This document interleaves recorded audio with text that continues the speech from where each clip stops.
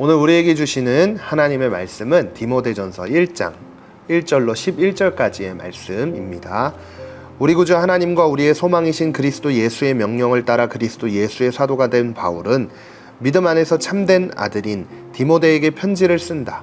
하나님 아버지와 그리스도 예수 우리 주께서 은혜와 긍휼과 평강을 내게 베푸시기를 빈다. 내가 마케도니아로 떠날 때 내게 당부한 대로 너는 에베소에 머물러 있어라. 이는 어떤 사람들을 명해 그들로 다른 교훈을 가르치지 못하게 하고 신화와 끝없는 족보의 마음을 빼앗기지 못하게 하기 위한 것이다. 이런 것들은 믿음 안에서 하나님의 경륜을 이루기보다는 오히려 쓸데없는 논쟁만을 불러일으킬 뿐이다. 이 명령의 목적은 깨끗한 마음과 선한 양심과 거짓 없는 믿음에서 나오는 사랑을 이루는 데 있다. 어떤 사람들은 이에서 벗어나 쓸데없는 논쟁에 빠졌다. 그들은 율법 선생이 되려 하지만 자기가 말하는 것이나 자기가 확신을 갖고 주장하는 것이 무엇인지 제대로 알지도 못한다. 그러나 우리가 아는 것은 어떤 사람이 율법을 바르게 사용한다면 그 율법은 선하다는 것이다. 율법은 의로운 사람을 위해 세워진 것이 아니라 법을 어기는 사람과 불순종하는 사람과 경건하지 않은 사람과 죄인과 거룩하지 않은 사람과 세속적인 사람과 아버지를 죽인 사람과 어머니를 죽인 사람과 살인하는 사람과 음란한 짓을 하는 사람과 남색하는 사람과 사람을 유괴하는 사람과 거짓말하는 사람과 거짓 맹세하는 사람과 그 외에 건전한 교훈을 거스르는 사람 때문에 세워진 것이다. 내게 맡겨주신 이 교훈은 복되신 하나님의 영광스러운 복음을 따른 것이다. 아멘. 오늘부터 우리는 디모데전서를 나누게 됩니다. 디모데전서를 함께 나누면서 이 성경이 언제, 누가, 어떻게 쓰여졌는지 우리는 먼저 살펴봐야 하는데요. 이 디모데전서, 이 성경은요, 편지예요. 누가 누구에게 썼을까요? 이 편지를 쓴 사람은 사도 바울이라는 사람입니다. 그리고 이 편지를 받아 읽는 사람은 오늘 성경 이름을 통해 알 수 있듯이 디모데라는 사람이에요. 이 디모데라는 사람은요, 사도 바울이 이야기하기를 자신의 영적인 아들이라고 이야기할 정도로 매우 귀하게 여겼던 사람 중 한 명이었어요. 그런데 사도 바울이 이 편지를 쓰면서 자신의 영적인 아들과도 같은 디모데에게 어떤 말을 하고 싶었을까요?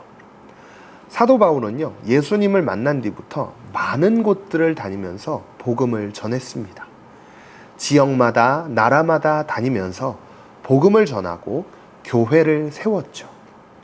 세운 교회들을 자신이 아끼고 사랑하는 제자들에게 그 교회들을 맡기고 자신은 계속해서 선교 여행을 다니게 되었어요. 디모데도 마찬가지였던 거예요.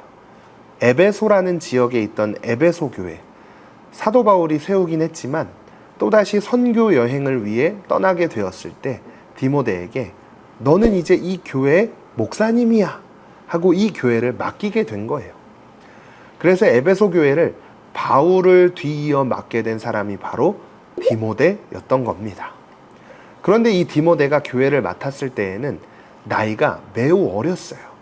우리가 디모데전서를 함께 나누면서 디모데가 나이가 어렸다는 것을 함께 배우게 될 텐데요.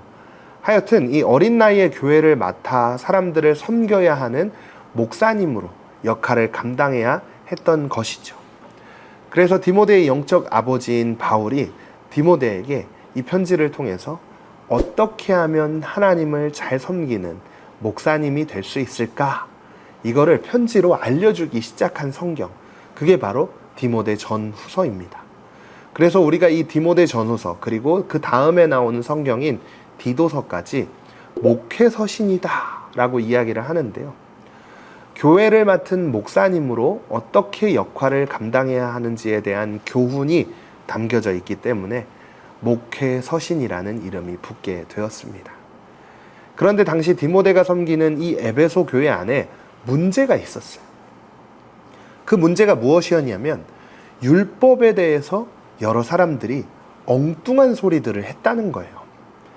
여기서 이야기하는 율법은 무엇일까요? 바로 하나님께서 구약에서 이스라엘 백성들에게 주신 법을 의미해요. 부모님을 공경하는 것, 거짓말하지 않는 것, 도적질하지 않는 것과 같은 하나님의 법이 담겨져 있는 것을 의미합니다. 하지만 이 에베소 교회 안에서 많은 사람들이 이 율법을 두고 이걸 꼭 지켜야만 구원을 받을 수 있다고 그렇게 잘못 이야기들을 하고 있었던 거예요. 그래서 바울은 이 편지를 통해 이렇게 이야기하기 시작합니다. 오늘 1장 4절에서 5절까지의 말씀인데요. 신화와 끝없는 족보의 마음을 빼앗기지 못하게 하기 위한 것이다. 이런 것들은 믿음 안에서 하나님의 경륜을 이루기보다는 오히려 쓸데없는 논쟁만을 불러일으킬 뿐이다.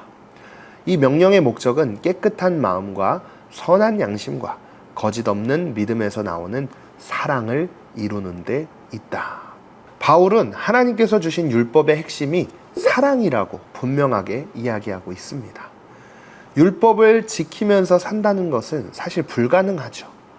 그래서 백성들이 이 율법들을 읽으면서 율법을 지키지 못하는 매우 부족한 사람이라는 것을 인정을 하고 하나님의 도우심을 구하는 것, 그것이 바로 하나님께서 백성들에게 율법을 주신 이유였어요.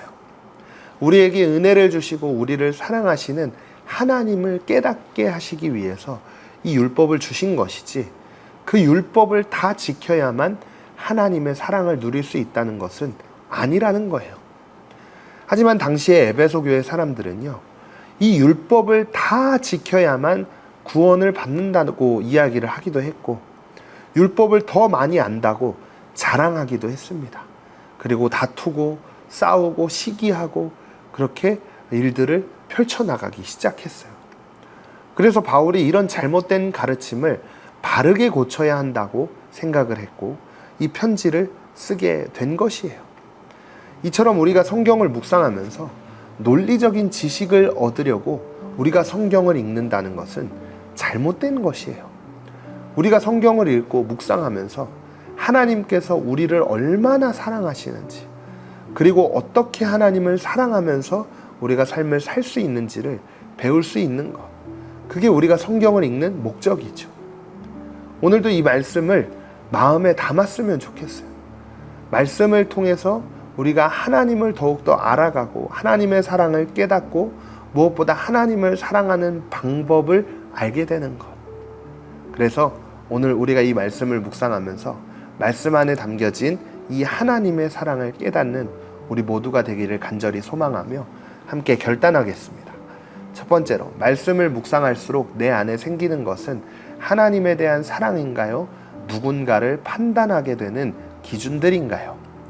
두 번째로, 가정이나 교회, 친구, 관계 안에서 나는 하나님을 먼저 믿은 이 시대의 디모데로서 어떻게 복음을 보여주고 전할 수 있을까요? 말씀을 생각하며 함께 결단하며 기도합시다. 하나님, 성경을 읽을 때 하나님의 사랑을 깨달아 알 수 있게 도와주세요. 다른 사람과 비교하거나 다투는 마음이 아니라 깨끗한 마음과 진짜 믿음으로 하나님을 사랑하는 삶을 살기를 원합니다. 오늘도 하나님을 뜨겁게 사랑하는 하루가 되게 해주세요. 예수님의 이름으로 기도드립니다. 아멘.